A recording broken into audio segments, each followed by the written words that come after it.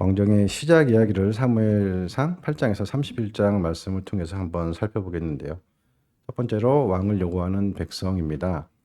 이 이스라엘 백성들은 사무엘이 늙었다는 이유로 그리고 사무엘 이후에 사사가 된 그 사무엘 아들들이 부패했다라는 이유로 왕을 요구하게 되는데요. 근데 사실 이건 표면적인 이유고 실제로는 이스라엘 백성들이 하나님을 믿음으로 의지하지 않았고 또한 다른 나라들의 이 왕정 제도를 부러워했기 때문에 이렇게 왕을 요구한 것입니다. 이 하나님께서는 하나님과 사무엘은 이 이스라엘 백성들의 요구에 굉장히 실망을 하시게 되는데 하나님께서 이스라엘 백성에게 주신 이 제도는 각 지파대로 어우러지면서 공동체를 이루며 살아가면서 모든 백성이 평등하게 그리고 자유롭게 관계를 맺어가면서 제사장과 그 레위인을 중심으로 율법을 지키면서 하나님을 섬기며 살아가는 거였습니다. 이런 하나님의 통치를 이스라엘 백성들은 거부를 하고 다른 나라들처럼 왕을 요구하게 된 것인데요. 이에 하나님께서는 그들이 너를 버린 것이 아니라 나를 버렸다라고 대답을 해주시죠. 또한 엄히 경고하고 그들에게 왕의 제도를 가르치라라고 말씀을 하시는데 결국은 이 제사장 나라를 수행하는 데 있어서 왕정 제도는 적절하지 않다라고 분명히 말씀을 해주시는 것이고요.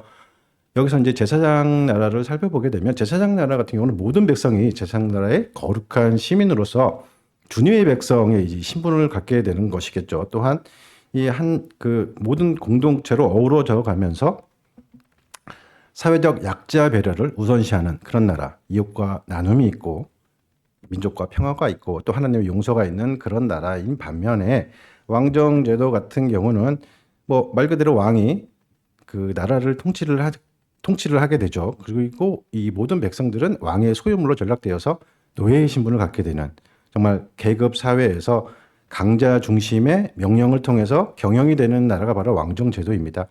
해서 하나님께서는 이런 왕정 제도의 이 폐단이 낳는 그런 불행함을 백성들에게 사무엘을 통해서 말씀을 해주시지만 결국은 이 이스라엘 백성들은 본인들의 이 뜻을 굽히지 않고 고집을 굽히지 않고 해서 하나님은 정말 안타깝고 속상하시지만 결국 왕정 제도를 허락을 해주시게 됩니다. 두 번째로는 사울의 이 초기 정치 이야기인데요. 사울이 처음부터 그렇게 막 실망스러운 사람은 아니었거든요. 뭐 부모를 걱정할 줄도 아는 효자, 그리고 외모도 또 준수하다고 나옵니다. 그리고 하나님의 사람 사무엘 앞에서 예의도 갖출 줄 알고, 그리고 시대의 흐름을 잘 읽어서 그 때를 기다릴 줄도 아는 그런 현명한 사람이었습니다. 그리고 그 암몬으로부터 길란 야베스를 용기 있는 결단을 통해서 이제 도와주는, 그리고 또 뭐 본인의 반대 세력이 분명히 존재하지 않았겠습니까? 이 반대 세력 또한 포용할 줄도 아는 그런 리더십이 있는 지도자였는데 시간이 지나면 지날수록 사울은 권력을 사유화하기 시작합니다. 그러면서 이제 왕정의 이제 폐단이 이렇게 드러나게 되죠. 이스라엘 백성은 처음에 왕을 세우게 되면은 왕을 중심으로 단합을 하고 그리고 그 적의 침입으로부터 안전하게 평화롭게 살 것이다라는 생각을 가졌지만 이렇게 왕정 제도에 이 폐단이 드러나게 되면서 그들의 이 선택은 잘못됐음을 알 수가 있겠습니다. 한편 사무엘은 길갈에서 사울 왕의 즉위를 축하를 해주고 그리고 고별식을 갖게 되는데요. 이 고별식을 통해서 그 고별식에서 이 우레와 비의 기적을 통해서 그 백성들의 왕정 제도의 이 요구가 잘못되었음을 재차 확인을 하게 되죠. 이렇게 사무엘의 고별사를 통해서 고별사를 기준으로 해서 이 사사시대는 막을 내리고 왕정시대가 본격적으로 열리게 됩니다. 세 번째는 사울의 권력 사유화인데요.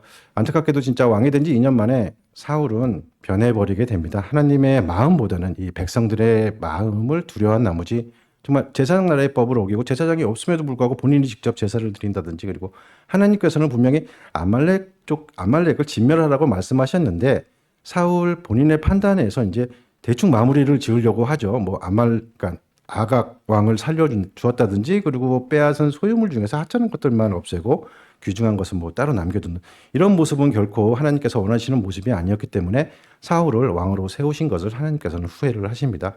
그리고 사울은 본인이 속한 이 베냐민 지파 사람들을 국가의 요직에 앉히게 되고요. 그리고 이 다윗을 죽이기 위해서 그 국가 공권력을 또 사유화하기에 이릅니다. 심지어는 그 스승이라고도 할 수 있는 이 사무엘을 죽이려고까지 하죠. 예, 이렇게 사울의 정치는 제사장과는 너무나 거리가 먼 정치를 했기에 하나님의 마음을 아프시게 했습니다. 예, 네 번째로는 왕으로 예선된 다윗인데요. 사람의 중심을 보시는 하나님께서는 청소년 다윗을 주목을 하십니다. 이 사울로 인해서 슬픔에 빠져 있는 이 사무엘에게 하나님께서는 뿔에 기름을 부어서 베들레헴으로 가서 이새의 아들 다윗에게 기름을 부으라고 말씀을 하시죠. 이에 사무엘은 하나님의 말씀을 듣고 사울의 눈을 피해서 목숨을 걸고 베들레헴으로 가서 그리고 다윗에게 기름을 붓고 두 번째로 이제 다윗을 두 번째 왕으로 예선을 하게 되는데 좀 아이러니한 게 이 목숨을 걸고 갔다라는 부분인데요. 보편적으로 그 전임 지도자가 후임 지도자를 견제하기 위해서 어느 정도 권력은 남겨놓든지 없으면은 뭐 다시 모아가든지 하는데 사무엘 같은 경우는 제사장 나라의 이 권력 공공성을 유지하기 위해 본인에 대한 뭐 일제 그 권력을 소유하지 않았기 때문에 자신 한 몸 지킬 수 없는 이런 상태에 이르게 된 것이고 또한 사무엘이 그 베들레헴에 들어섰을 때 성읍 장로들이 두려워했다고 하거든요. 이것은 그 다윗을 도와줬다는 이유로 제사장 85명을 죽이지 않습니까? 사울의 공안 정치가 크게 이뤘다고 보실 수가 있겠습니다. 네, 다섯 번째는 다윗의 도피 생활인데요. 다윗은 10대 청소년부터 그 아버지의 양을 지키기 위해 굉장히 노력을 많이 했죠. 물매에 돌리는 연습을 뭐 멈추지 않았다. 열심히 했다라는 얘기죠. 그래서 뭐 사자나 곰 같은 맹수와 싸워서도 이기게 됐고요. 결국은 뭐 골리앗과도 싸울 때 믿음으로 나아가죠. 뭐 전쟁은 여호와께 속해 있다라는 믿음을 가지고 나아갈 때 이 사울의 아들 요나단이 이 모습을 보고 정말 다윗은 하나님을 정말 믿고 의지하고 하나님을 정말 사랑하는구나라는 거. 그리고 또한 하나님께서도 다윗을 정말 사랑하는구나라는 것을 한눈에 알아보게 됩니다. 그래서 이 다윗과 요나단은 정말 세계의 우정을 나누게 되죠. 근데 그와 반면 그의 아버지죠. 사울 같은 경우는 그 여인들이 부르는 노래 그 사울천천 다윗 만만 이게 굉장히 좀 불편했었나 봐요. 근데 이때부터 시작해서 다윗을 시기하고 그리고 본인의 권력에 유해를 가할까 다윗을 어떠한 방법으로도 간에 죽이려고 노력을 하게 되죠. 이런 사울의 칼끝을 피해서 다윗은 이제 기나긴 도피 생활을 시작하게 되는데 블레셋에 가서 그 아기스 왕 앞에서 미친 척을 하기도 하고요. 또한 그 루세의 고향이죠. 모압으로 가지만 이 하나님의 사람 갓 선지자를 통해서 하나님이 주신 명령을 통해서 다시 이제 유다로 돌아오게 됩니다. 이렇게 도망다니는 다윗을 사울은 3천 명이라는 사람을 동원해서 죽이려고 합니다. 그 한 사람을 죽이기 위해서. 근데 이 항상 하나님께서 다윗과 함께 하시고 그리고 다윗을 지켜 주심으로 인해서 사울에게 어떠한 유해도 가해지지가 않죠. 오히려 사울을 죽일 기회가 다윗한테는 두 번이나 오게 되는데 그때마다 그 다윗은 기름 부음 받은 자라는 이유로 사울을 죽이지 않습니다. 아무리 사울이 자기 그 권력을 사유하고 그리고 공안 정치를 통해서 뭐 백성들을 힘들게 할지라도 그 사울을 임명권자는 하나님이시기 때문에 사울을 죽이지를 않습니다. 네, 마지막으로는 이제 다윗의 망명과 사울의 최후 이야기인데요. 사울의 정권 이제 말기에 들어서 다윗이 다시 블레셋으로 이제 망명을 하게 됩니다. 이때는 이제 아기스 왕 앞에서 미친 척이 아니라 충성스러운 척을 하게 되죠. 근데 때마침 이때 또 이스라엘과 블레셋이 전쟁이 일어나게 됩니다.